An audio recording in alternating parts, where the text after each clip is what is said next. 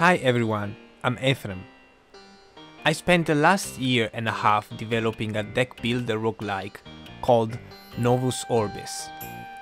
I started from absolute zero experience in coding and pixel art. In this time, I went from this, to this, to this, to this. I've been an avid roguelike player for a long time now, starting from the original The Binding of Isaac.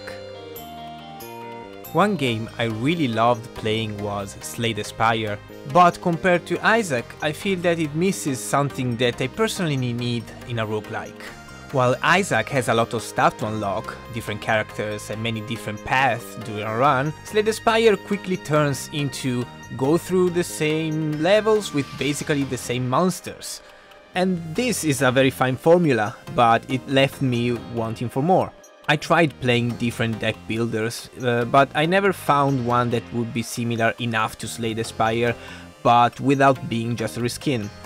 I really like how Slay the Spire plays, and through the years I found myself going back to the game many times, something that I personally never do with games, unless they release new content. I would play with each character, end up feeling satisfied, quitting, and then back again a few months later. In 2022, I played Inscription. I really loved that game too. I liked the story mode and the combat mechanics, but I felt that it lacked in the roguelike aspect. Again, runs would end up being too similar. And so I said, why not try making one myself? I knew it would take me a long time. I thought at least 2 years, and I was okay with that. My original plan was to make a game I would have fun playing, but gradually, inevitably, I started wanting to share it, hoping more people would like it, and hopefully earn something from it. Every game developer says that you shouldn't make your dream game as your first. Make a few shitty games. You will learn what it takes to finish a project. Your first game will suck. We'll see what happens. The way I am, I don't think I would be able to learn by making shitty games. I chose Unity's visual scripting for coding. I tried C# in the beginning, but it felt like a mountain and would take me too long to climb. Unity visual scripting has been okay. It's not as bad as many people suggest, but at this point, and also after the big issues Unity had last year, in retrospective I should have chosen a different engine that supports visual scripting. I will probably do that if I ever decide to make another game after this. For art, I tried a few different approaches at first, but I settled for pixel art. Pixel art was actually a route I didn't want to take in the beginning, mostly because it's been overused for indie games in the last years. But in the end, I just love pixel art. And one thing I really don't like visually in modern 2D games are those generic looking sprites with bones animations. I guess they can look good, but I just prefer things when they're traditionally animated, frame by frame. I may not be the best at it, but I'm getting better. I'm using a sprite, by the way. As for the game itself, as I said, I wanted the gameplay to be close to Slay the Spire without feeling like a ripoff. It's not easy.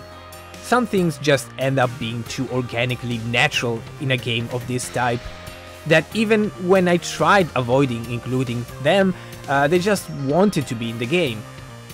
Regarding combats, what I came up with are two systems, the combo system and the countdown system. Each card has a combo value.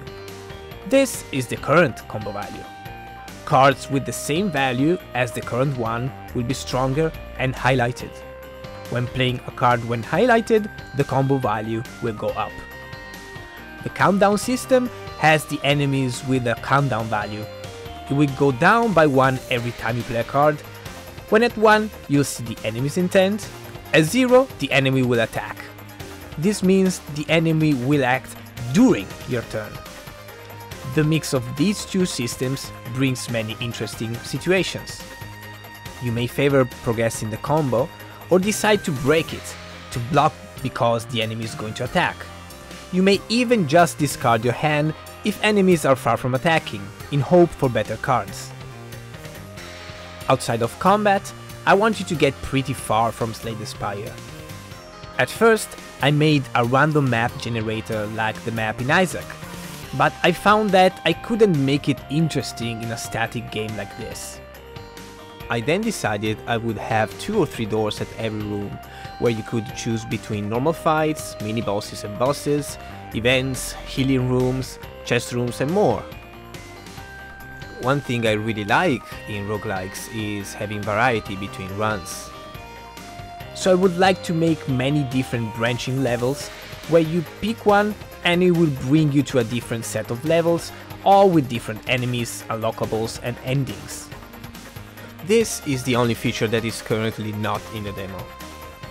Right now it's simply the first level, looped 4 times with increased difficulty, and with the background changing from daytime to evening, night and storm. One idea that came from my wife was to include pets in the game.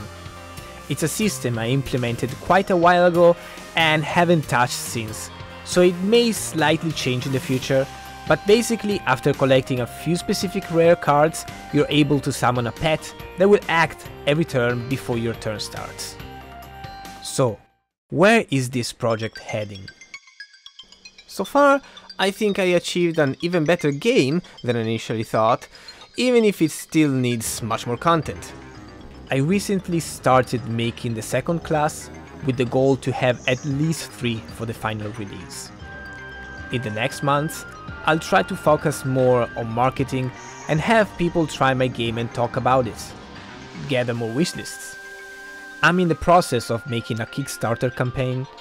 I'd like to launch it together with the Deckbuilder Fest on Steam in March. Hopefully, I will get enough people interested. My plan would be to launch the game in early access between summer and fall this year, as soon as the second class is completed and when I have enough different levels to make a whole playthrough. If you enjoyed this video, you can wishlist the game on Steam, I would really appreciate it. Let me know if you have questions, or if there's something in particular you'd like to see in the next devlog. For now, have a wonderful beginning of the year, and goodbye.